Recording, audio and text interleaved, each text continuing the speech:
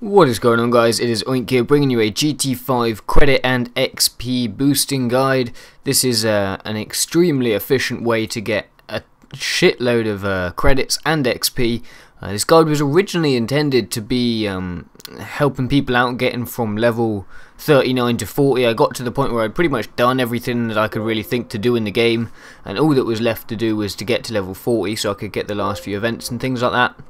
And I was really struggling to find somewhere which really gave me a lot of XP, and this is what I found, and in the process I found that it also gets you an absolute ridiculous amount of credits.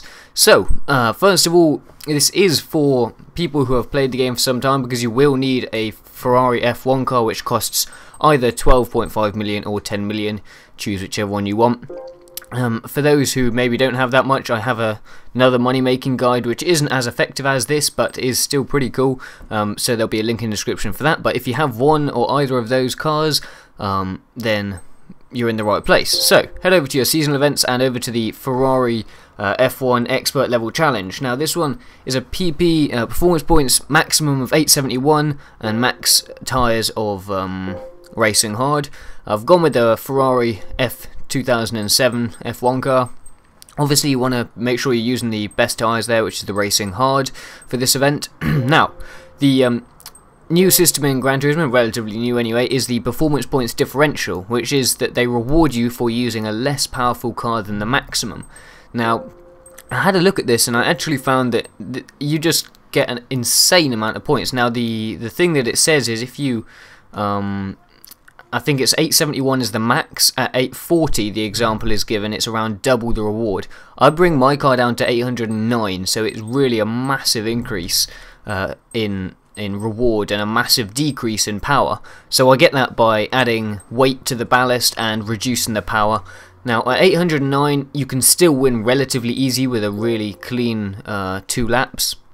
But if you're a little unsure and you slip up a couple times on the Nürburgring, because it's not the easiest of courses to drive on, especially in a car like a Formula 1 car, then you may want to have it a bit higher to allow yourself some leeway. At least the first few times, maybe do it like 820, something like that, because you still get a lot of points for it. And then once you're used to the track and the car, you can just bring it down and down and down so you can get more rewards from it.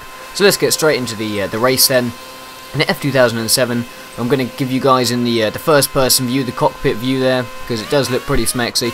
So going to just go through one lap with you guys. It's about 6 minutes long per lap, and this first lap is nearly flawless. I mean, I bumped the cars a few times, and I'm just going to talk about general things that you want to watch out for as you're coming through this course in the F1 car. Now the first thing is that you make up most of your speed in the corners. In fact, you make up all of your speed in the corners because of the huge power loss that you've given this car compared to the rest of the competition. On the straights, uses a lot of speed, so that's the main idea behind this, is getting fast around the corners than they are. One thing you've got to watch out for is they're pretty slow on the exits. So you can see right here, I come out fast in the exit and that guy's coming out slow, I just bump him. So when you're coming in behind a car through a corner, just watch out on the exits that you're not clipping people, and you can keep it nice and clean that way.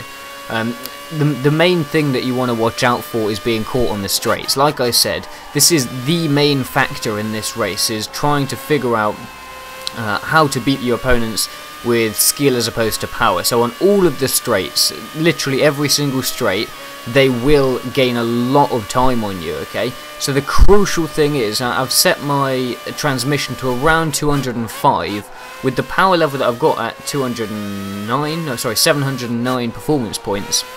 I can only really get to about 190 at best on my top speed without any slipstreaming. So the idea is, instead of actually overtaking cars, unless you need to overtake them, you're actually better off staying behind cars throughout the whole race. Obviously that doesn't make sense because then you wouldn't be in first, but what you want to do is on the corners, so for like bits like that, little technical areas, overtake as many cars as you can. When you get to the straight sections like this, try and get it so you almost deliberately don't overtake, you know, the last car that's in front of you. So you can see here, I get around those little curvy bits, and then on the straight I end up just in slipstreaming distance from this guy here, which allows me to make up a lot more time than I otherwise would have. If I'd overtaken him, because the course is narrow, he probably wouldn't have been able to get past me again, and then I'd be going down that straight at 179, 180, maybe 185 coming down the hill, as opposed to letting him stay in front of me and then heading down that straight at 190, 195. Similar here, you can see I get up to 205. You can't get those speeds with the power of this car reduced as it is. So like I said, you're actually better off almost deliberately not overtaking everyone and sort of setting your car up in a position that you're always behind someone for a slipstream on the longer straight sections, which there are a lot of. Now, it's not an essential thing. You can still get the first place without doing that. If you hit every straight with no cars in front of you and no slipstreaming, you will probably still come first, as long as you don't make too many mistakes, that is. But it just makes your life easier, and you'll just notice that you get a massive increase in speed and time, decrease in your lap times. So that's the general idea. I like to try and get my first lap so that I actually end up second as I come into the very last long straight, so I can just slipstream straight down that last straight. Having said that, if you're on a really good lap, which is actually, I get a pretty good lap on this one, you can overtake him long before the last straight and actually be well clear of the guy in second, all the way down the straight. And then that basically makes your life easier. You've just got a whole second lap of staying in first. And I believe at the end of this one I'm about 12, 13, 14 seconds, something like that, ahead of the guy in second place as I come across the finishing line. You can see here that I don't manage to get a slipstream partner for this long straight, and although you can't see the map on this camera that I'm using, I haven't got the map data on here. If I did, you'd actually see that there is a car right behind me, and he's going at like 190, but he can't get past me, so he's stuck behind me. So like I said, the ideal thing is to have him be in front of you, and then you both go at 190, you can catch up with the other guys, because at this stage everyone in front of me is making up a lot of time. So then on the corners I've got to be even faster, like I said, make less mistakes, that sort of thing. So it just makes your life easier if you can get slipstreaming through all of the straight sections. And that's basically the crucial thing to this whole guide. With I think about 6.5 minute laps, so the whole race is going to be roughly 13 minutes long. In terms of mistakes, if you make a few major mistakes, it is possible to make it back, but you have to be really, from then on you just basically can't make any more mistakes, otherwise you will just struggle to catch the guy in first. Minor mistakes, it's okay, as long as you don't properly spin out loads of times. If you just go off the course a little bit and come straight back on, that's fine. But again, the more mistakes you make, the harder it is to actually come in first. You can see there I take first at about 5 minutes 10 seconds ish, so a fair amount of track left before the end of the first lap, and like I said, I get enough ground on him to actually manage the whole of the back straight without him catching up to me, which is nice. But going back to what I was saying then, more than a couple of spin-offs or, coming off the track, something like that, in each lap will make your life more difficult. So it's fairly obvious, but the less mistakes you make, the easier it is for you to come first. And also, if you can actually, if you can pull off 2 clean laps, perfect clean laps without coming off the track once, and keeping your speeds high, keeping your line smooth, that sort of stuff, you can easily bring the performance points further down than what I did. You could try 800, maybe, 700, is it 700, 800? I don't know, whichever the 100 is that it's near, I've completely forgotten. You could even go under that, just keep dropping it, keep bringing it down, and you'll just get more and more XP and credits.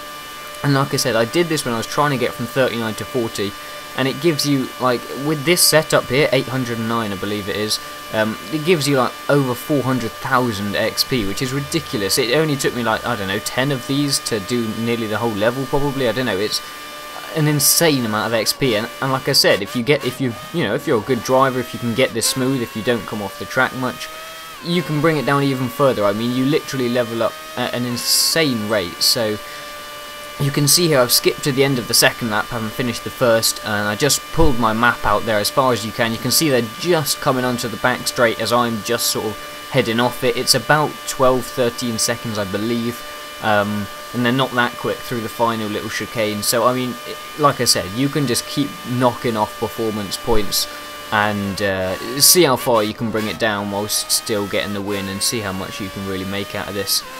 But like I said, at 809 performance points, I believe that is, you make roughly, and I'm just going to show it here, you make, actually, yeah, let's get to it here, so 2,715,000 credits. It's quite a lot of credits, with the performance differential of 1,800,000, and the XP is 436,000, and the performance differential on there is 291,000, so it really is just an unbelievable amount of credits. This is really good for saving up for those 20 million cars, saving up so you can keep buying cars at a used car garage, or just leveling up. It's just a really nice way of doing it. So I hope you found this useful, and let me know how you guys get on, and if you found any other, you know, good ways to get XP and credits. Catch you guys.